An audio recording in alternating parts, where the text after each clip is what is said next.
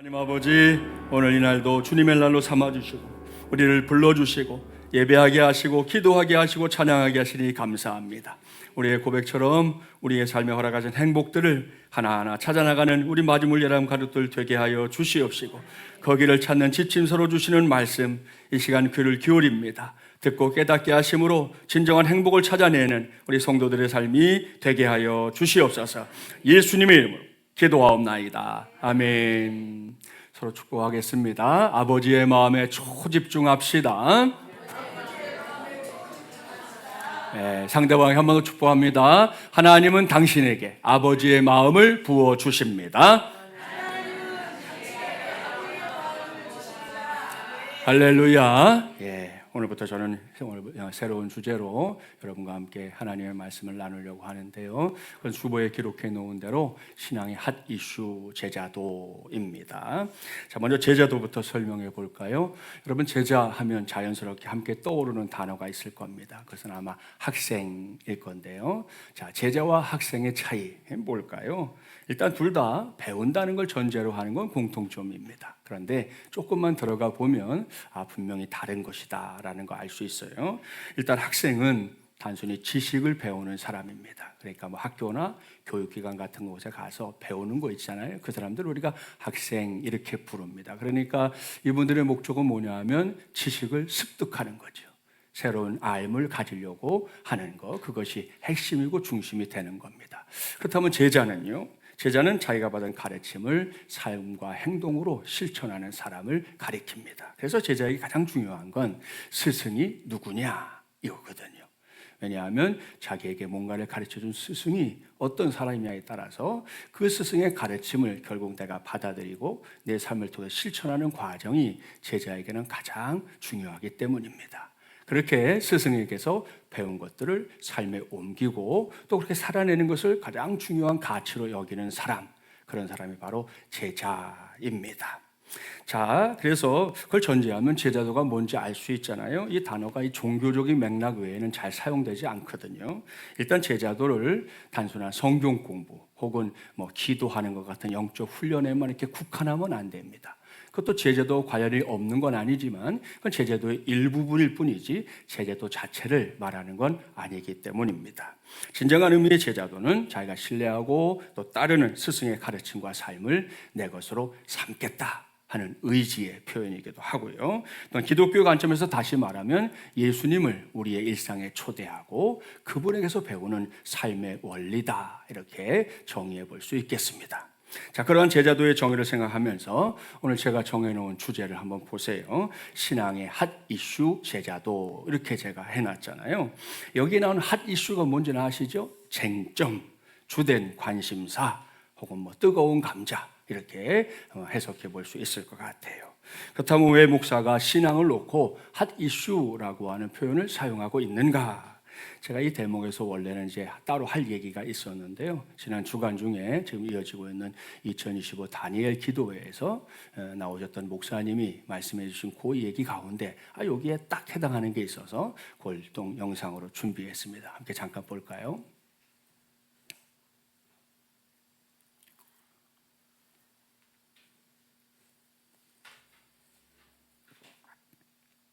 여러분, 영적인 삶을 사시기를 권합니다. 그런데 영적으로 살 때 의롭게도 살아야 돼요. 근데 정말 하나님이 주시는 의를 우리가 가지면 내가 스스로 의롭다는 생각에서 점점 멀어져요. 제가 경험한 거 하나 얘기해 드릴게요. 이제 전 미국에서 공부를 쭉 했는데 이제 학위 논문을 쓸 때였습니다. 영어가 완벽하지 않으니까 논문을 쓰려면 논문을 쓴 다음에 꼭 이제 프루프리딩을 받아야 돼. 이제 점검을 받아야 돼요. 늘 점검을 받는데 해주실 분한테 사례를 하잖아요. 사례를 드리면서 점검을 했는데 쭉 이제 이렇게 하시면서 제 걸 이렇게 쭉 봐주시고 제가 이제 사례를 드렸어요. 그랬더니 그분이 자기는 이런 사례를 받으면 꼭 세금을 낸대요. 얼마 되지도 않는데. 그래서 제가 깜짝 놀랐어요. 아니, 이것도 세금을 내냐고. 그랬더니 저를 아주 좀 이렇게 미개한 사람으로 보더라고. 아니, 이것도 세금을 안 내요? 뭐 이런 식이었어요. 그래서 제가 이거 아이고 알겠습니다. 저도 이제 명심하겠습니다. 그랬는데 그래서 이거 참 이분 대단하신 분이다 하고 이렇게 따라 나갔어요. 따라 나갔는데 밖에 같이 나왔습니다. 같이 나왔는데 그분이 자동차를 파킹했는데 장애인 파킹라서 됐더라고요. 우리가 너무 의로운 척하면 안 돼요.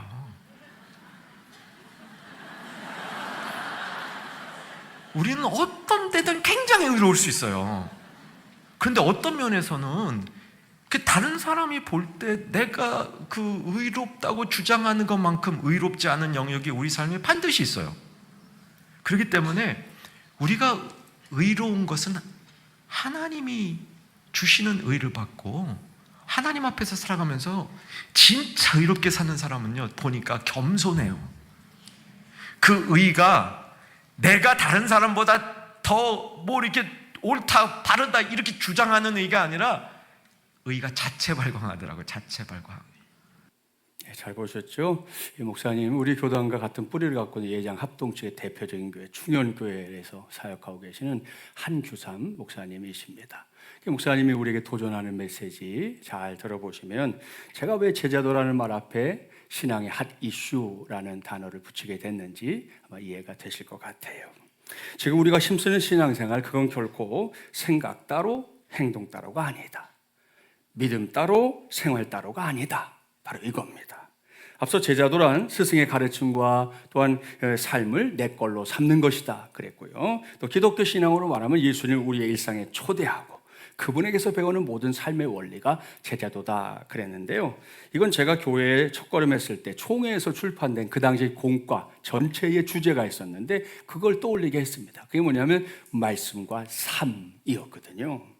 옛날에 교회 학교 했던 분들 아마 기억이 날 것 같아요. 말씀과 삶. 자, 말씀과 삶. 짧은 제목이잖아요. 그런데 의미는 뭔지 확 다가오죠.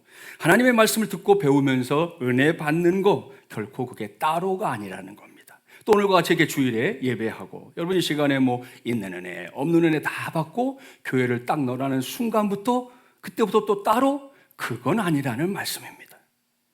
자, 그럼 어떻게 해야 되는가? 말씀과 삶, 이 두 가지가 하나로 잘 통합되도록 하는 것, 그것이 저에게도 여러분에게도 중요한 신앙의 과제인 줄 믿습니다. 물론 쉽지 않아요. 한규삼 목사님이 도전하신 거 김진철 목사도 자유롭지 못합니다. 사람의 눈으로 보고 아는 게 전부가 아니라는 거, 그게 우리 인생이라는 거 아시죠? 나름 하나님의 종으로 잘 살아보겠다고 뭐 수시로 결심하고 또 애써보려고 하지만 뭐 마음대로 되지 않을 때가 훨씬 더 많습니다. 부끄러운 마음에 뭐 쥐구멍을 찾고 싶을 때도 있고요. 도대체 어느 때가 돼야 나는 이런 고민에서 벗어날 수 있을까? 이런 생각 때문에 몸부림치게 될 때도 있습니다. 그런데 지금까지 경험해 본 바로는 아마도 하나님 나라 가는 그날까지 이 고민은 계속되지 않을까 그렇게 생각하게 됩니다. 그렇다면 이 김진철 목사만의 고민입니까? 여러분의 고민은 아닐까요?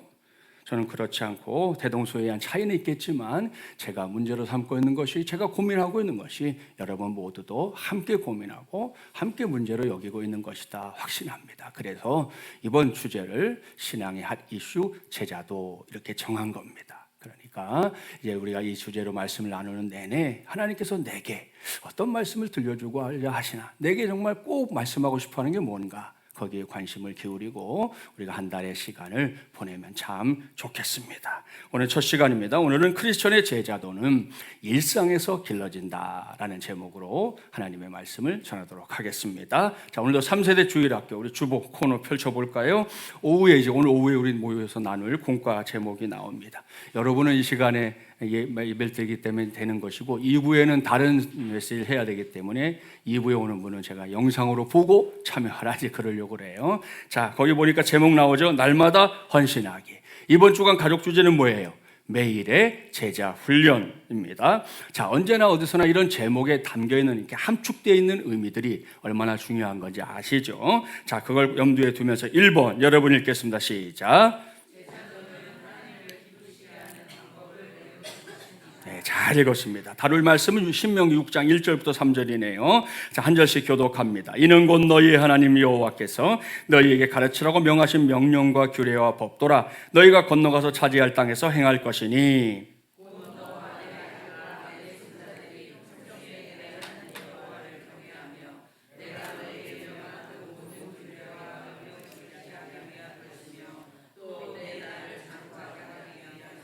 함께요. 이스라엘아 듣고 삼가 그것을 행하라. 그리하면 내가 복을 받고 내 조상들의 하나님 여호와께서 내게 허락하신 같이 젖과 꿀이 흐르는 땅에서 내가 크게 번성하리라. 아멘. 자, 언젠가부터 우리나라에서 많은 사람들이 사용하고 있는 단어 중에 하나가 있는데요. 그것은 덕후라는 말입니다.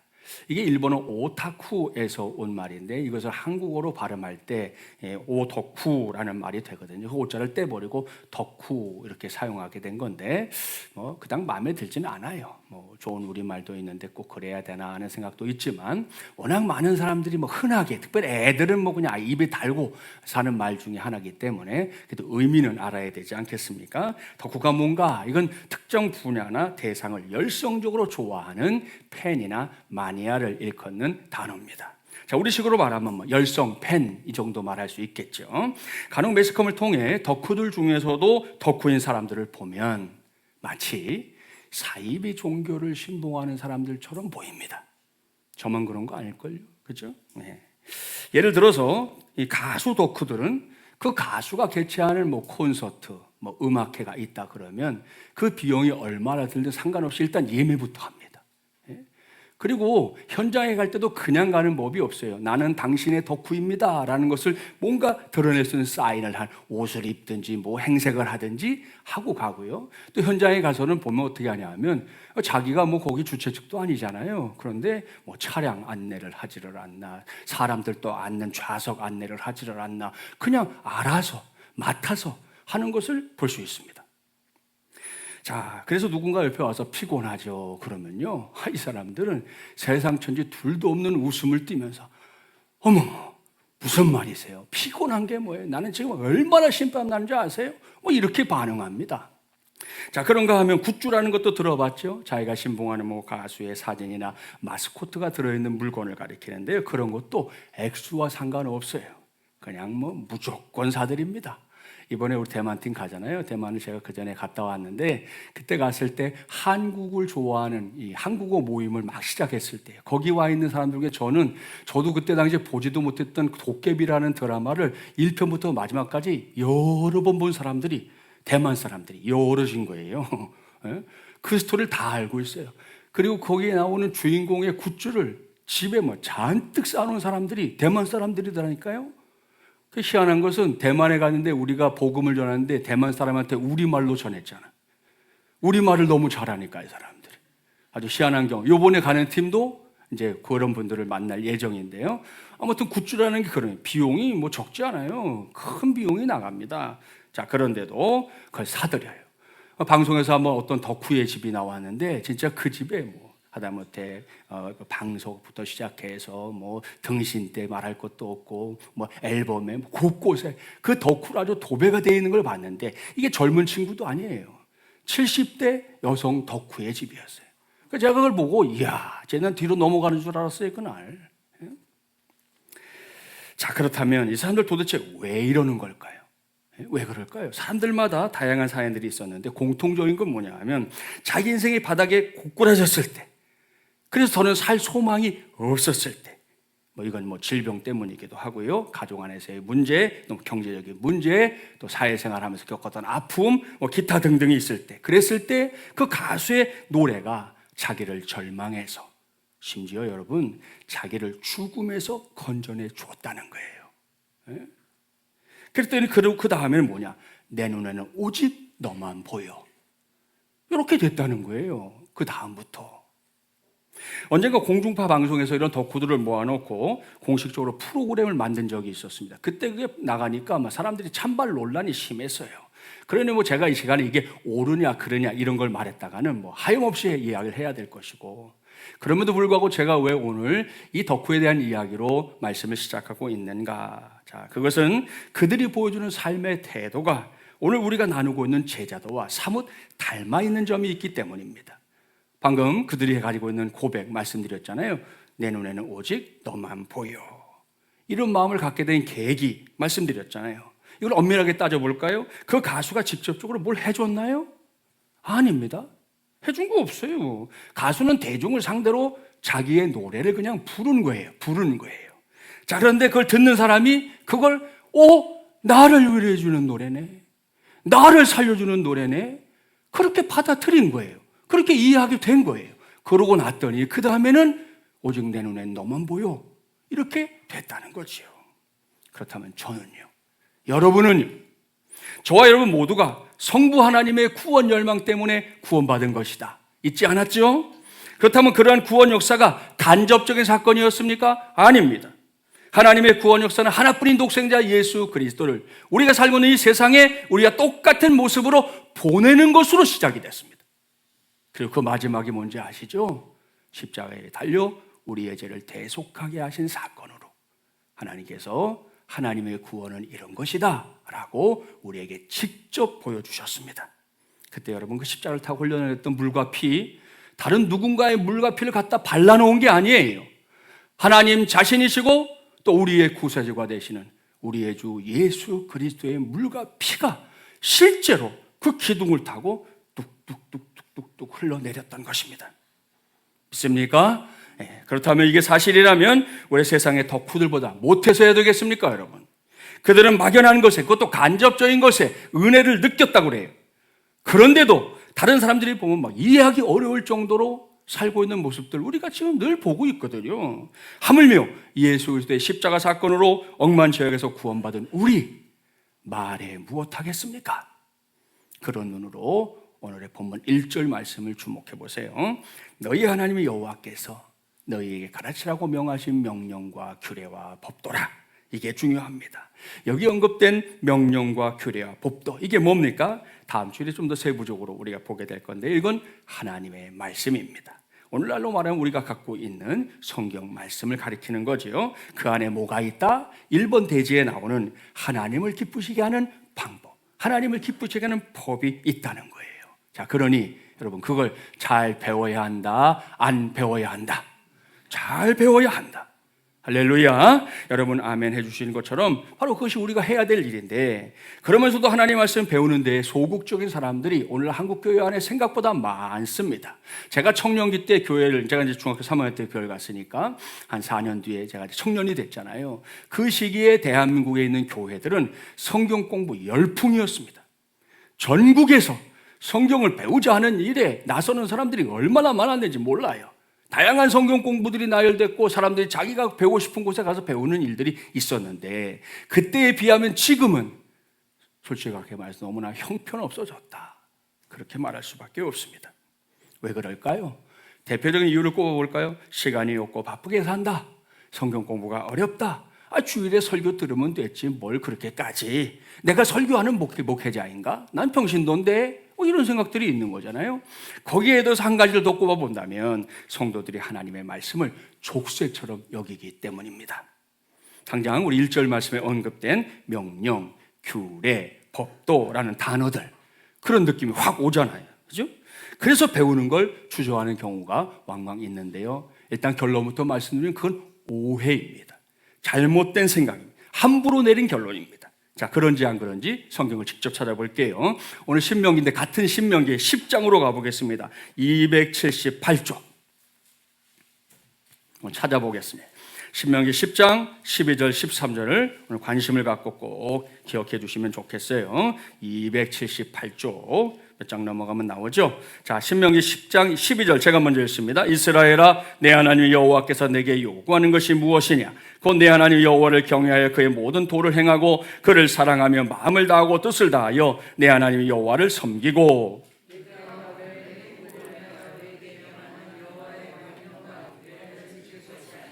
아멘, 할렐루야. 사랑하는 마주물이란 가족 여러분, 이 말씀을 잘 보세요. 하나님의 말씀이 족쇄입니까? 하나님의 말씀이 나를 올가매는 사슬입니까? 아니라는 거예요. 아니라는 거예요.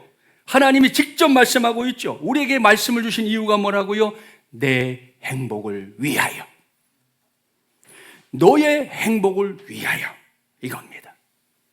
여기서 우리는 확실하게 오해를 풀고 하나님의 음성을 들어야 합니다.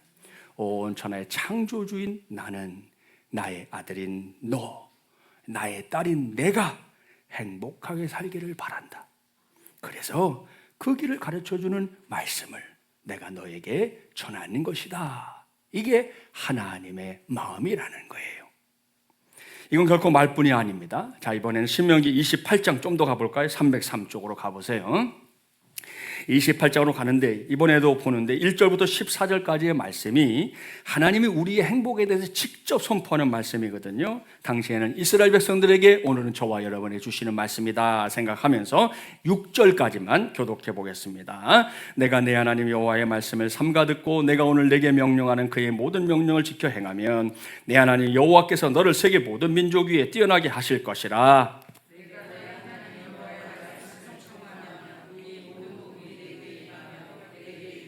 성읍에서도 복을 받고 들에서도 복을 받을 것이며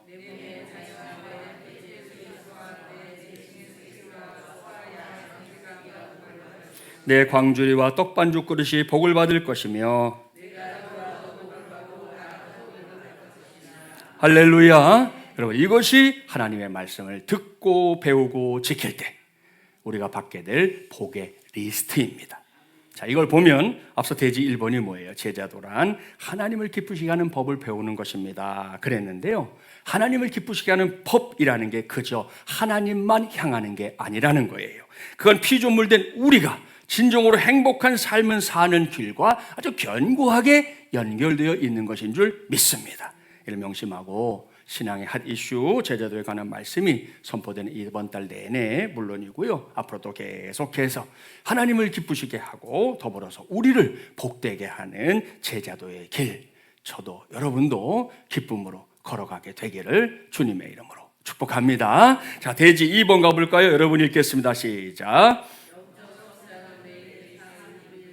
예, 잘 읽어주셨어요. 이번에는 두 번째 본문인 누가복음 9장 23절이죠. 우리 함께 봉독해 봅니다.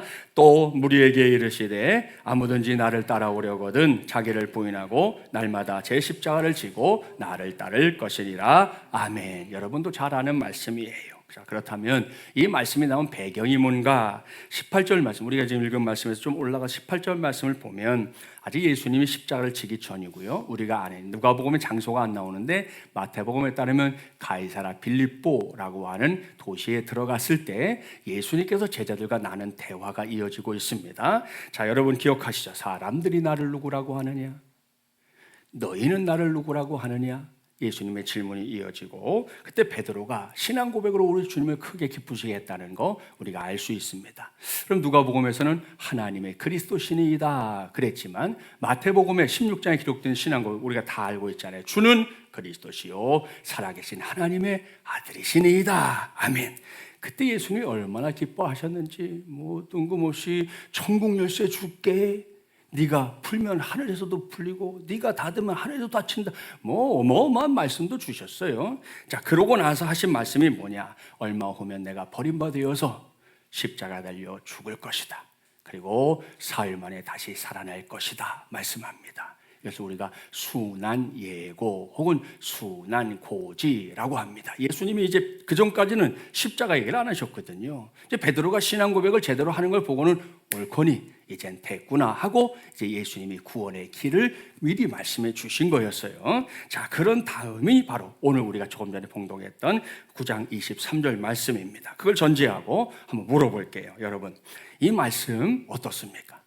여러분 쉽게 받아들여집니까? 아니면 주저하게 됩니까? 뭐 여러분은 어떤지 제가 일일이 물어보지 않았지만 저는, 김진철 목사는 주저하게 됩니다. 여러분도 다르지 않을 걸로 생각해요. 왜냐하면 이 말씀에 십자가라고 하는 단어가 언급되고 있기 때문입니다. 그래서 오늘은 이 말씀을 더욱 잘 봐야 하는데요, 비록 한 절의 말씀이지만 이 말씀에서 예수님이 강조하는 게 여러 가지입니다. 예수님을 따르라 하는 것을 시작으로 자기를 부인해야 한다, 날마다 자기 십자가를 지고 나를 따라야 한다, 이렇게 쭉 이어지고 있잖아요. 자, 그건데 데이식스 커리큘럼에서 오늘 강조하는 바는 다른 게 아니라 날마다라는 단어에 있습니다. 날마다. 오늘 제가 설교 제목에서 일상에서라고 쓴 표현과 일맥상통하는 말입니다. 그리고 두 번째 대지에서 우리가 집중해야 하는 건 영적 성장이거든요. 자, 그걸 위해서 예수님의 말씀을 지금 인용하고 있는 건데요, 그런 관점에서 제일 중요한 건 다른 게 아니라 날마다라는 거예요. 이게 무슨 말인지는 여러분 제자도라는 이 단어를 영어로 생각해 보면 잘 이해가 됩니다. discipleship 이라고 하는데, 이 단어와 일맥상통하는 단어가 뭐냐? 디서플린이라고 하는 단어입니다. 무슨 뜻이냐? 훈련 혹은 규율, 이렇게 번역하는 단어거든요. 자, 그걸 전제하고 운동선수들이 훈련하는 모습을 한번 떠올려 볼까요? 선수들의 훈련 한 달에 한 번 하나요? 일주일에 한 번 하면 끝인가요? 아닙니다. 매일 훈련합니다. 그렇죠? 자, 어제 훈련했다고 해서 오늘 안 해도 되는 게 아니에요. 오늘 훈련했으니 내일 빼먹어도 되는 게 아니에요. 매일매일 훈련해야 실전에서 제대로 쓰여지는 선수가 될 수 있는 것이죠. 그야말로 날마다 늘 밥 먹듯이 하는 게 훈련, 디서플린입니다. 자, 그리고 이렇게 꾸준히 훈련할 때 아시죠? 소위 말하는 A급 선수, 훌륭한 선수가 나오게 되는 것이죠. 자, 이건 신앙생활도 마찬가지입니다. 앞서 훈련이 디서플린이다 그랬는데요, 기독교 신앙이 자주 언급하는 영적 훈련이라는 말이 있잖아요. 이게 스피리추얼 디서플린인데, 이것도 한 달에 한 번 정도 지금 우리 주일 예배 드리고 있는데, 이렇게 주일에 예배 한번 드리는 것으로 영적 훈련이야 이렇게 말하는 책도 없고 그런 사람도 없습니다. 그렇습니다. 과거 2000년의 역사 동안 기독교 신앙이 보여준 영적 훈련, 크리스천들이 감당했던 영적 훈련은 결코 단회적인 게 아니었습니다. 날마다 매일, 그것도 의도적으로 힘써 훈련했다는 거 알 수 있습니다. 그렇게 하나님과 더 가까워지는 좋은 습관들을 길러냈던 거고요. 자, 그걸로 크리스천들은 자기가 하나님부터 멀어지고 있는 나쁜 습관 혹은 죄된 습관들을 바꾸어 나갔던 것입니다. 자, 그러니 여러분, 영적 성장이 우연의 결과물이 아니라 매일의 삶 속에서 이루어져야 한다는 거 얼마나 중요한 일입니까? 이러한 사실은 하나님이 창조하신 세계를 통해서도 어렵지 않게 확인됩니다. 자, 남미에 속한 칠레라는 나라 들어보셨죠? 자, 저 위쪽에 미국이 있는 거고, 아래쪽 중에서 저 끝에 제일 끝에서도 그것도 상하로 길쭉한 나라가 칠레입니다. 자, 저 나라 북쪽에 가면 아타카마라고 하는 사막이 있어요. 이 사막은 세상에서 가장 건조한 지역으로 꼽힙니다. 놀랍게도 인류가 이제 기상 관측이라는 걸 했잖아요.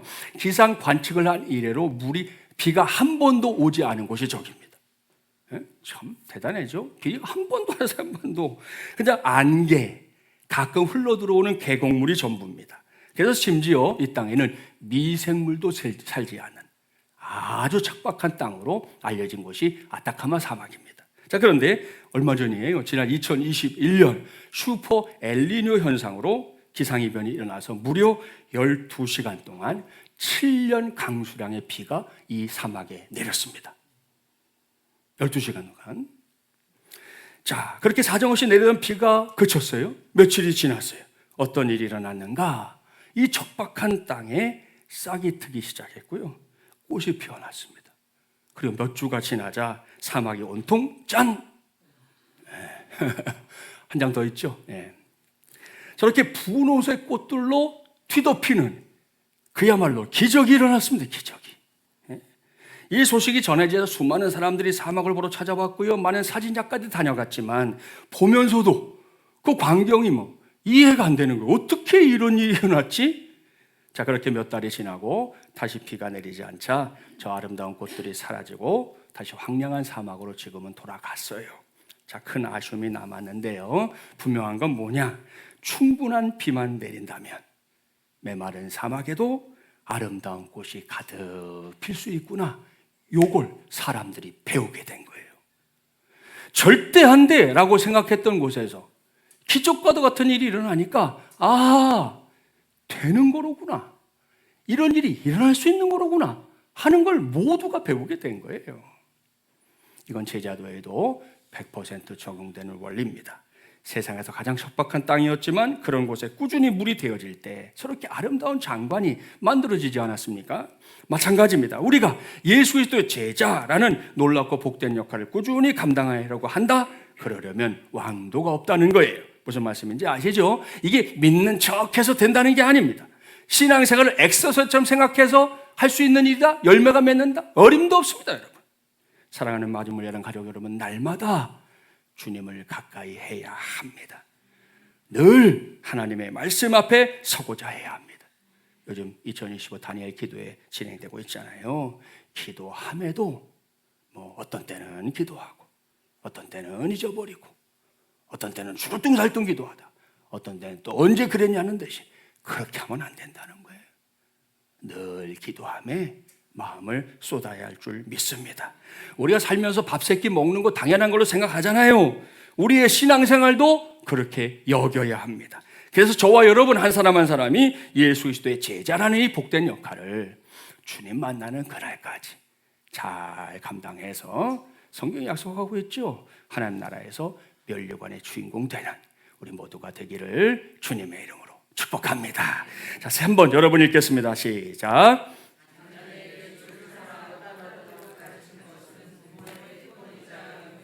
예, 잘 읽어주셨고 다시 본문인 신명기로 돌아가서 6장 4절부터 9절을 교독해 봅니다. 이스라엘아 들으라. 우리 하나님 여호와는 오직 유일한 여호와이시니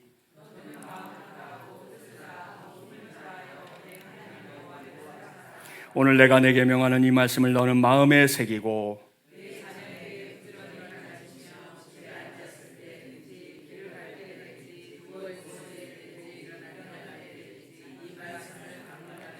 너는 또 그것을 내 손목에 메어 기호를 삼으며 내 미간에 붙여 표로 삼고 아멘. 자, 이 말씀을 쇠마라고 부른다는 거 이미 말씀드렸죠. 무엇보다 지금 우리 교회가 힘쓰고 있는 D6 교회의 아주 근간 뿌리에 해당하는 말씀입니다. 제일 중요한 것은 부모가 자녀에게 혹은 조부모가 자녀 손들에게 하나님의 말씀을 부지런히 가르쳐야 한다 이겁니다. 자, 지나쳐온 우리 2절 말씀도 보세요. 곧 너와 내 아들과 내 손자들이 평생에 내 하나님 여호와를 경외하며 그랬습니다. 자, 너와 내 아들과 내 손자들 뭐예요? 최근에 우리 교회가 시작한 3세대 주일학교입니다. 그걸 통해 하나님의 말씀이 가족들이 함께 공유하는 말씀이 되어야 하고요. 또 하나님의 뜻이 우리 마지못이라는 가족 전체가 또 다 가족이잖아요. 우리 가족 전체가 함께 붙잡는 말씀이 되어야 한다 하는 건데요. 자, 그걸 전제하고 이 시간에 주목해야 할 말씀은 7절입니다. 자, 제가 봉독해 볼게요. 내 자녀에게 부지런히 가르치며 집에 앉았을 때든지 길을 갈 때든지 누워있을 때든지 일어날 때든지 이 말씀을 강론할 것이며 아멘. 자, 이 말씀을 한마디로 말하면 내 때 신앙교육, 내 때 신앙교육 이렇게 말씀드릴 수 있어요. 자, 내 때가 뭐냐? 말씀에 나오죠. 첫째, 집에 앉았을 때. 둘째, 길을 행할 때. 셋째, 누웠을 때. 넷째, 일어날 때. 자, 요 네 때를 한번 잘 묵상해 보세요. 그러면 이게 어떤 시간이든 어떤 공간이든 부모는 조부모는 자녀에게 자녀손에게 하나님의 말씀을 잘 전달하는 그것을 가르치고 또 그것을 위해서 본이 되는 그런 일에 힘써야 하는 것을 말씀하는 것이로구나. 그걸 알게 됩니다. 자, 이게 말로만 되는 게 아니라는 거 아시죠? 가족이라는 공동체가 함께 모여 살잖아요. 출가한 자녀들도 정기적으로 혹은 비정기적으로 한 자리에 모이는 거, 그게 가족이지 않습니까? 그렇게 가족들이 함께하는 자리를 하나님의 은혜를 나누고 전하는 자리로 삼아야 한다는 말씀입니다. 세상의 이야기로 충만한 그런 시간만 보내지 마시고, 가족들이 모여서 할 수 있겠지만 또 너무 그런 것만 하지 마시고 얼마든지 우리가 신앙 안에서 할 수 있는 것들이 있잖아요. 여기서 제게 도전이 됐고 또 여러분에게도 도전이 될 만한 시로 하나를 소개합니다. 먼저 사진부터 볼게요. 자, 이게 뭘까요? 여러분 뭐 같아 보이세요? 주변에 수려한 그런 숲들이 보이는데 하나 삐쭉 건축물이 있잖아요. 이건 부산광역시 기장에서 기장군 사유지에 건축된 모놀리틱 스톤, 의미로 하면 한 덩이 바위 이렇게 말할 수 있는데 모놀리틱 스톤이라고 하는 이름의 기도실입니다.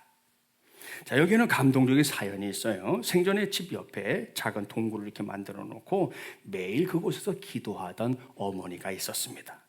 아버지를 여인 아들, 그런 날마다 기도굴에서 기도하는 어머니를 보면서 성장했어요.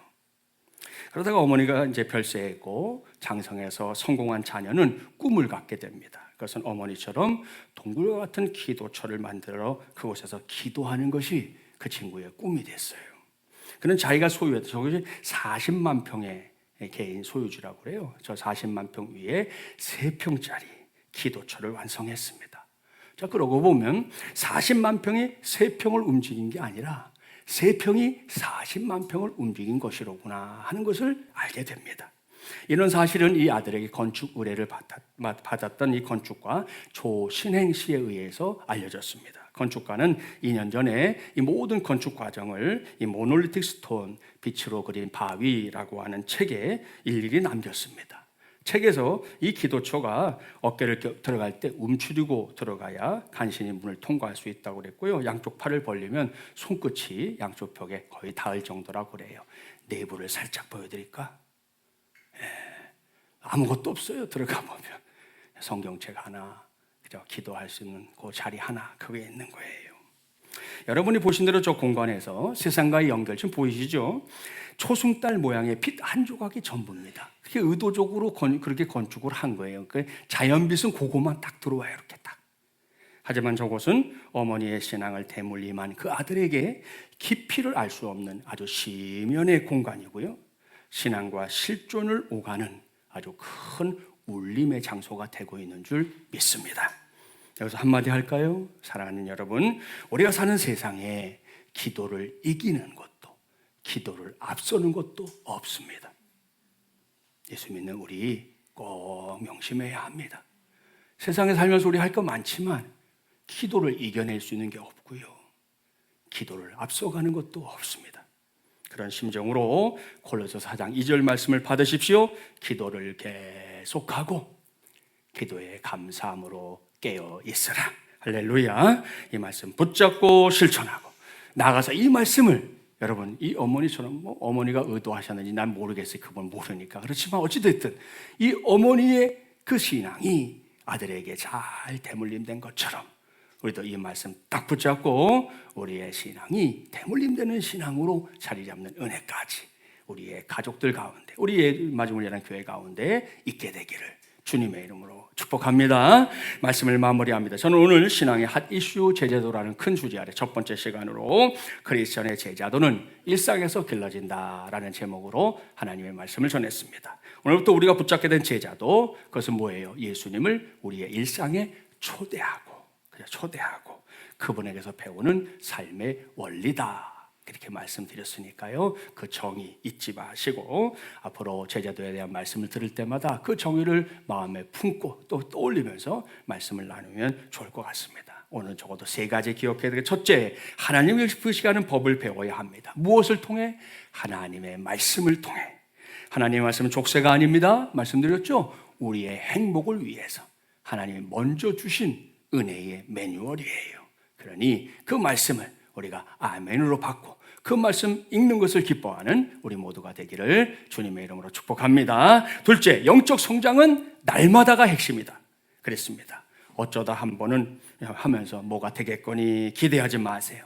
액세서리처럼 신앙생활 하면서 거기에 열매가 있을 거다? 그건 이미 헛된 꿈입니다, 여러분. 예? 날마다 힘써야 합니다.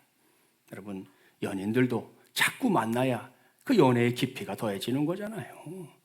부모 자식도 아무리 혈육을 나눴어도요 1년, 2년 가야 한 번씩 봐보세요. 그게 그 끈적끈적한 사랑이 나눠지나요? 절대 안 돼요, 여러분. 하나님과 우리의 관계도 날마다 가까워지려고 할 때 그것이야말로 하나님이 기뻐하시는 제자도의 삶을 이루는 초석이 될 줄 믿습니다. 세 번째, 부모와 조부모의 특권 잊지 마세요. 여러분을 통해서 하나님은 신앙의 대물림이라고 하는 놀라운 이 인생의 역사를 이루어 가시는 것입니다.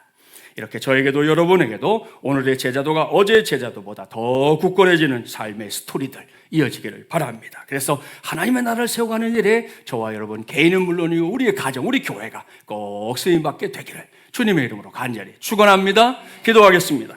전능하시고 자비로우신 하나님 아버지, 오늘도 주님의 전에 불러주시고 신앙의 핫 이슈 제자도에 가는 말씀을 듣게 하시니 감사합니다. 먼저 신앙생활 거저하는 게 아니라는 거 깨닫게 됩니다. 신앙생활은 단지 내 안의 위로와 만족을 위해 존재하는 게 아니라 나의 주, 나의 하나님이신 예수 그리스도를 내 삶에 초대하고 주님의 삶을 배우고 익혀나가는 것, 그것이 신앙생활임을 알게 됐습니다. 감사합니다. 오늘 신 말씀대로 그러한 제자도가 일상에서 길러진다는 거 잊지 않는 우리 성도들 되게 하여 주시옵시고, 이를 위해 하나님의 말씀 붙잡고 우리의 행복을 위해 주신 그 말씀을 통해 하나님을 기쁘시게 하는 법을 배우는 우리 모두가 되게 하여 주시옵소서. 특별히 영적 성장은 날마다가 핵심이라는 사실 명심하게 하시고 어쩌다 한 번이나 엑서사이즈 같은 신앙생활로 은혜를 바라는 어리석음에 더는 빠지지 않게 하여 주시옵소서. 아울러서 우리 모두가 부모와 조부모의 특권 잊지 말게 하셔서 우리가 속한 가정 안에서 신앙의 대물림이 놀랍고 아름답고 구체적으로 이루어지게 하여 주시옵소서. 이 모든 말씀 오늘도 우리에게 직접 말씀해 주시는 주 예수 그리스도 이름으로 간절히 기도하옵나이다. 아멘.